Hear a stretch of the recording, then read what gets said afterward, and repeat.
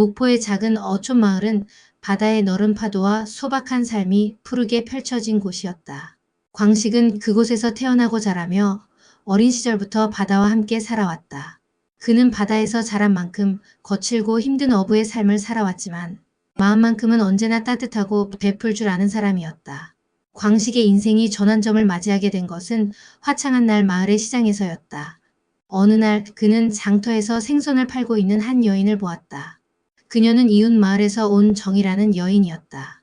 정이는 겉으로 보기에 유순하고 조용한 성격이었지만 긴 머리를 단정하게 묶고 다니며 항상 환한 미소로 사람들을 대하여 장터 사람들에게 인기가 많았다. 광식은 그런 그녀에게 첫눈에 마음을 빼앗겼고 용기를 내어 다가가 말을 걸었다.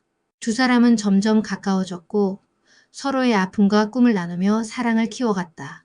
정희 역시 광식의 성실함과 따뜻한 마음에 이끌렸다. 몇 달의 연애 끝에 광식은 마을에서 일몰이 잘 보이는 언덕에서 정희에게 청혼했다. 노을이 하늘을 붉게 물들일 때 광식은 정희에게 남은 인생 동안 함께 일몰을 보자고 약속했다. 두 사람은 작은 어촌 마을의 교회에서 소박한 결혼식을 올렸다.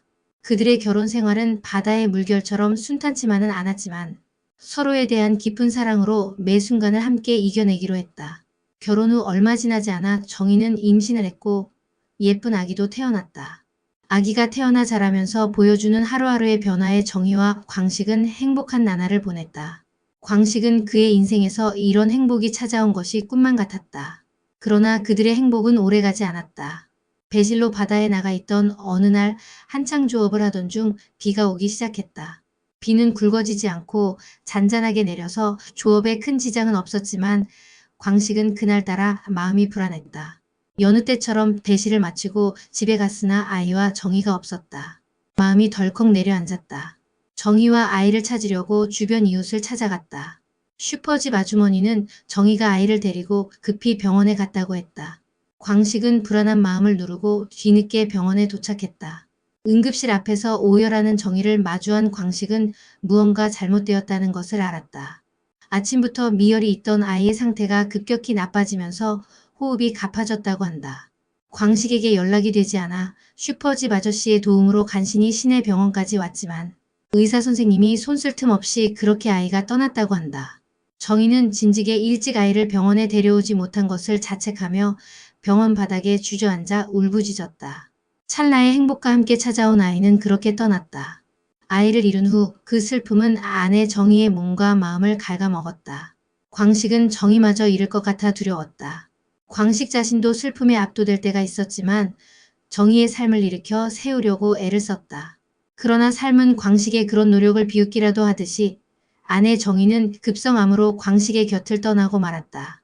정희가 떠나기 며칠 전 정희의 급격히 쇠약해진 몸은 힘이라고는 느껴지지 않았다. 간신히 맞잡은 광식의 손에 정희의 떨림이 전해졌다. 정희는 광식을 바라보며 여보, 당신도 힘들 텐데 나까지 힘들게 해서 미안해요. 내가 혹시라도 떠나면 당신 너무 외로워서 어쩌지? 비 오는 날이면 더 힘들어하는 당신을 내가 손이라도 잡아줘야 하는데 당신이랑 그 언덕에서 일몰을 함께 보고 싶었어. 그때 석양이 참 예뻤지. 광식은 정희의 손을 꼭 잡으며 희망을 붙들고 싶었지만 이미 의사로부터 마지막을 준비하라는 말을 들은 터였다. 광식은 마지막 대화가 될지도 몰라 정희에게 자신의 진심을 전했다. 그래. 당신 몸 좀 괜찮아지면 같이 일몰 보러 가자. 그리고 당신 때문에 힘든 적 없었어. 늘 고마웠어. 당신 처음 볼 때 정말 천사 같았는데 벤이라는 나랑 사느라 당신이 고생 많았지. 아이도 혼자 애쓰다 보냈는데 당신 탓이 아니야. 모든 건 다 내 탓이니 당신은 짐 지지 마. 그 후로 정희는 깊은 잠에 드는 것처럼 깨어나지 않았다. 함께 일몰을 보고 싶다던 정희 곁에서 광식도 영원히 잠들어 버리고 싶었다. 그러나 한낮에 꾼 단꿈에서 깨어보니 광식의 곁에는 아이도 정희도 아무도 없었다. 아내 정희가 떠난 지 어느새 3년이 지났고 그만하면 충분히 애도했다며 이웃마을 미망인을 소개하려던 가게 아주머니의 오지랖을 광식은 극구 사양했다. 광식의 마음속에는 여전히 아내와 아이에 대한 깊은 그리움이 남아 있었다. 그는 바다에서 돌아와 텅 빈 집에서 아이와 아내와 함께했던 행복했지만 짧았던 시간들을 돌아보며 외로움을 이겨내곤 했었다. 저녁마다 붉은 노을이 하늘에 걸릴 때면 일몰을 보지 못하고 떠난 아내가 생각나 마음이 저리기도 했다. 그러나 사랑하는 가족이 곁에 없어도 삶은 계속되었고 아침에 눈을 뜨면 바다로 가는 하루를 그는 살아내야 했다. 바다가 보여주는 고되고 야속한 거친 파도와 햇볕에 부서지는 시린 잔물결도 그의 삶의 일부였기 때문이다.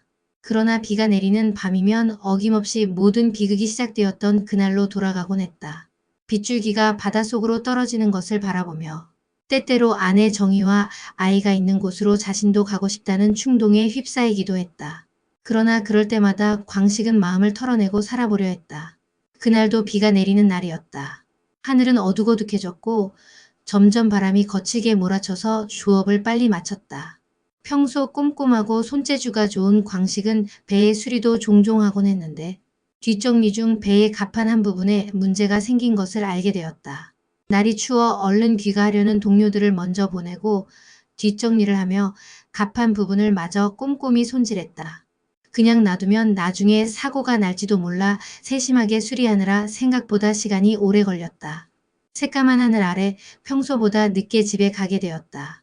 오래된 가로등은 바닷바람에 녹슨 상태로 희미한 불빛을 비추며 어두운 골목을 밝혀주었다. 그 골목에는 낡은 어구와 조업용 폐기물이 한쪽에 어지럽게 쌓여 있었다. 광식은 발걸음을 재촉하고 있었는데 빗소리 중 희미하게 아기 울음소리가 들렸다. 처음엔 잘못 들은 줄 알았다. 비가 오는 날이면 아이와 아내 생각이 더 많이 나서 이제는 환청까지 들리는 건가 하고 자조했다. 아니면 바람소리나 바닷새 소리겠지 생각하고 지나치려 했다. 그러나 계속 들려오는 아기 울음소리에 광식은 생각을 멈추고 소리가 나는 방향으로 발걸음을 옮겼다. 바람과 빗소리에 섞여 들리는 울음소리를 따라 좁은 골목으로 들어섰다.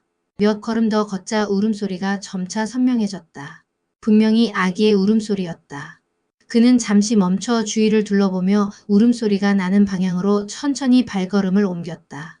울음소리는 골목 끝 낡은 그물 더미 근처에서 더욱 뚜렷해졌다. 그는 망설이지 않고 그물과 폐기물을 치우기 시작했다.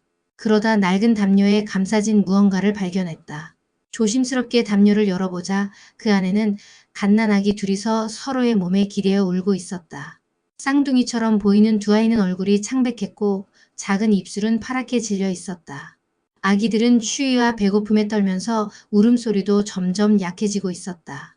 광식은 떨리는 손으로 담요를 더 단단히 감싸며 두 아기를 품에 안았다. 아기들의 몸에서 느껴지는 미약한 체온은 그의 마음을 아프게 했다. 그는 주위를 둘러보았다. 그러나 비 내리는 거리에는 그들 외에는 아무도 보이지 않았다. 망설일 시간은 없었다. 광식은 두 아기를 품에 안고 집으로 향했다. 비와 바람이 그의 몸을 때렸지만 그는 자신이 느끼는 추위와 피로를 신경 쓸 여유가 없었다. 두 아기의 생명이 그의 손에 달려 있었다.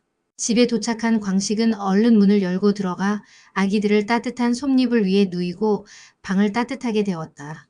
물을 끓여 준비하고 아이들을 정성스럽게 닦으며 그는 자신이 할 수 있는 모든 것을 하려고 애썼다. 따뜻한 온기가 방 안을 채우자 아기들의 울음소리가 조금씩 잦아들었다. 아기들에게 데운 우유를 먹이려는데 왠지 잘 먹지 못해서 작은 숟가락으로 한 방울씩 천천히 입에 떠 넣어 주었다. 쌍둥이들을 먹이면서 그는 문득 과거 정희와 아기와 함께 행복했던 순간들이 떠올랐다. 아내 정희가 아이를 품에 안고 얼마나 환하게 웃었는지 그 순간이 생생히 떠올랐다. 작은 집안에서 서로의 존재만으로도 충분히 행복했던 시간들. 광식이 일을 마치고 돌아오면 정희는 아이를 안고 문 앞에서 기다리곤 했다. 그들은 함께 저녁을 먹으며 아이가 자라나는 모습을 상상하곤 했다. 광식은 다시 현실로 돌아와 약하게 몸을 움직이며 우유를 먹는 두 아이를 바라보았다. 아기들이 조금이라도 안정을 찾는 모습을 보며 그는 안도의 한숨을 내쉬었다. 어쩌면 아내와 아이가 나를 너희들에게 이끌었는지도 모르겠다. 광식은 속삭이며 아이들의 작은 손을 꼭 잡았다. 아기들의 손은 너무나도 작고 연약했지만 자기들을 살려준 이의 손을 구명줄이라도 되는 양 꼭 붙잡았다. 그날 밤 그는 제대로 눈을 붙일 수 없었다. 두 아이가 숨은 쉬는지 배고프지는 않은지 확인하기 위해 매 시간마다 일어나 아기들을 살폈다. 밤새도록 그는 두 아이를 돌보며 끊임없이 자신에게 질문을 던졌다. 이 아이들은 어떻게 해야 할까? 날이 밝으면 고아원에 보내야 하나? 아니면 내가 키울 수 있을까? 광식은 무엇이 아기들을 위한 최선일지 가늠해 보았다. 마치 먼저 떠난 아내와 아기가 외로운 자신에게 보내준 가족일지도 모른다는 생각에 아기들이 자신에게 온 운명 같았다. 아기들에게 자신이 필요한 존재가 되고 싶다는 생각에 두 아이의 작은 숨소리를 들으며 가슴이 두근거렸다. 다음날 아침 동료들에게 사정을 말하고 뱃일을 가지 않은 광식은 두 아기를 품에 안고 동네 병원을 찾았다. 두 아기를 진찰한 의사는 쌍둥이들에게 약간의 탈수 증세와 영양실조가 있어서 잘 먹이는 것이 중요하다고 했다. 다행히도 빠른 처치 덕분에 아이들의 상태는 처음 만난 날보다 더 편안해 보였다. 아기들을 데리고 집에 도착하니 병원에서 연락을 받은 경찰과 아동시설 담당자가 광식을 찾아왔다. 그들은 두 아이가 버려진 경위를 조사하고 아기들을 적절한 보호시설로 보내야 한다고 말했다. 아이들을 고아원에 보내야 한다고요? 광식은 당황스러운 얼굴로 물었다. 경찰은 고개를 끄덕이며 말했다. 네, 선생님, 생업도 있으시고 아기 키운 경험도 없으실 텐데 남자가 혼자서 아이 둘을 키우는 건 쉽지 않습니다. 아기를 시설에 맡기는 것이 현실적으로 더 나을 겁니다. 광식은 잠시 침묵했다. 그의 머릿속은 온갖 생각으로 복잡했다. 자신의 상황이 아이들을 키우기에 적합하지 않다는 것을 알고 있었다. 경제적인 문제도 있고 홀로 아이들을 키우는 것은 많은 희생과 노력을 필요로 했다. 하지만 이상하게도 그는 이 아이들을 떠나보낼 수 없었다. 저는 이 아이들을 보내고 싶지 않습니다. 광식은 떨리는 목소리로 말했다. 지금은 하늘에 있지만 한때는 제 곁에 아이와 아내가 있었습니다. 짧은 시간이었지만 아내와 함께 아이를 키운 경험이 있습니다. 제가 부족하다는 건 알고 있지만 이 아이들은 제가 키우고 싶습니다. 그렇게 말하고 나자 광식의 복잡했던 마음은 오히려 편안해졌다. 아동시설의 담당자는 그의 결심에 놀란 듯했다. 선생님, 이건 단순한 결정이 아닙니다. 두 아이를 키우려면 경제적인 문제뿐만 아니라 실질적으로 아이를 키우는데 지식과 경험도 필요합니다. 그 과정에서 따라오는 고생이 이만저만이 아닐 텐데 감당하기 버거우실 거예요. 나중에 아이들이 선생님을 아빠로 알기 시작하면 그때는 아이들을 시설에 맡기는 게 더 어려운 일입니다. 아이들 상처가 더 클 겁니다. 알고 있습니다. 광식은 단호히 답했다. 아이들을 끝까지 책임지지 않으면 지금 시설에 맡기는 것이 차라리 낫다는 걸요. 하지만 그 비 오는 밤에 이 아이들을 발견한 것이 왜 하필 나일까를 생각해 봤습니다. 아무리 생각해봐도 먼저 간 아내와 아이가 제게 보내준 운명이라는 것 말고는 달리 설명할 길이 없었습니다. 그래서 한번 시작한 인연, 이 운명 같은 인연을 제가 끝까지 책임지게 해주세요. 광식의 눈빛에서 느껴지는 결의에 경찰과 시설 담당자는 더는 말을 잇지 못했다. 그들은 광식의 결심이 한순간의 연민 때문에 나온 일시적인 감정이 아니라 이 사람의 마음 깊은 곳에서 우러나오는 단단한 진심 같은 것임을 느꼈다. 광식은 두 아이에게 각각 은수와 은영이라는 이름을 지어주었다. 그리고 그들의 아빠로서의 삶을 시작했다. 그 후로 광식의 삶은 완전히 달라졌다. 남자 혼자서 쌍둥이를 키우는 일은 결코 쉽지 않았다. 광식은 밤마다 번갈아가며 울어대는 두 아기를 달래야 했다. 은수는 배가 고프면 격렬하게 울었는데 은영은 그 울음에 반응하여 함께 울곤 했다. 광식은 분유를 먹이고 기저귀를 갈고 자장가를 부르면서 아기를 재우며 밤을 지새웠다. 주변 이웃들이 호랍이 혼자 애쓴다며 반찬도 가져다주고 슈퍼집에서 낮 동안 잠시 아기들도 돌봐주었지만 밤에는 두 아이의 육아는 오롯이 그의 몫이었다. 광식은 자신이 할 수 있는 일은 아기들이 배고프지 않게 정성껏 먹이고 외롭지 않게 열심히 품어주는 것뿐이라 생각했다. 아기들이 칭얼대며 울 때마다 괜찮아, 괜찮아, 아빠가 여기 있잖아 라고 달래며 아기들을 품에 안았다. 몸은 졸리고 힘들지만 마음속에는 아지랑이처럼 희망이 피어오르는 것 같았다. 그래서 광식은 아이들을 돌보는 일이 힘들다고 느껴지지 않았다. 오히려 그는 이 모든 게 아내와 아이가 자신에게 남긴 기적 같은 선물처럼 느껴졌다.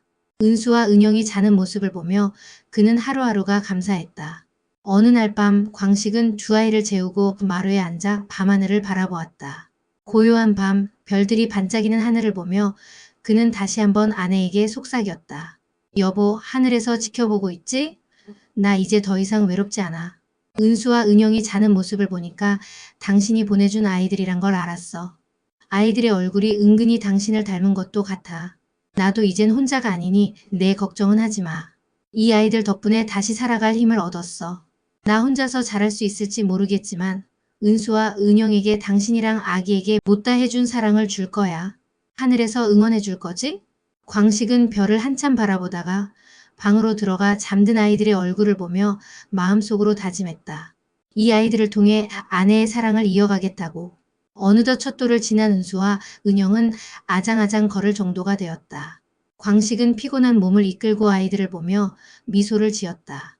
어쩐지 그의 미소에는 약간의 슬픔이 배어나왔다. 정희와의 아이를 잃었던 시기가 지금의 은수와 은영이 시기쯤 되는 것 같다는 생각이 문득 들었기 때문이다. 떠나보낸 아이 생각에 그의 얼굴이 어두워지려는 순간 은영의 입에서 작은 소리가 흘러나왔다. 아빠? 광식은 순간 생각을 멈췄다. 아빠라는 단어의 뜻을 아는지 모르는지 은영의 어설픈 아빠 소리에 그의 심장이 빠르게 뛰었다.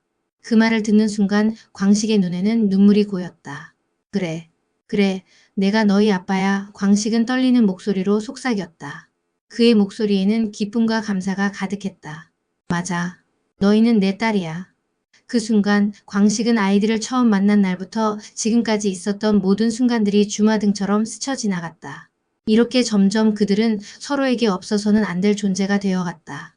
마을 사람들도 광식이 일할 수 있도록 돌아가며 아이들을 대신 돌봐주었다. 광식은 더 이상 배 타는 일을 하지 않았다. 대신 시장에서 생선 장사를 시작했다. 아침 일찍 시장에 가서 싱싱한 생선을 팔고 하루의 일이 끝나면 서둘러 집으로 돌아와 두 아이를 돌보았다. 그의 하루는 고되었지만 아이들의 웃음소리가 그의 마음을 따뜻하게 해주었다. 경제적으로는 빠듯했지만 은수와 은영의 존재는 그에게 큰 위로가 되었다. 그들은 점점 밝고 건강하게 자라고 있었다. 시장에서 일하느라 지친 광식이 집에 돌아오면 아이들은 그를 반갑게 맞이했다. 은수가 뛰어와 그의 손을 잡고 은영은 웃으며 아빠에게 다가왔다. 그들의 순수한 웃음소리는 그의 마음에 큰 힘이 되었다. 아빠, 오늘 시장에서 고기 많이 팔았어? 은수가 물었다. 응, 그럼. 많이 팔았지. 너희들 좋아하는 단팥빵도 사왔지. 광식이 미소를 지으며 답했다. 아이들과 그렇게 함께하는 일상이 광식에게는 무엇보다 소중했다. 밤에는 은수와 은영을 품에 안고 책을 읽어주거나 함께 웃고 떠들며 시간을 보냈다. 그렇게 작은 행복들이 쌓여가면서 광식은 하루하루를 기쁘게 살아갔다.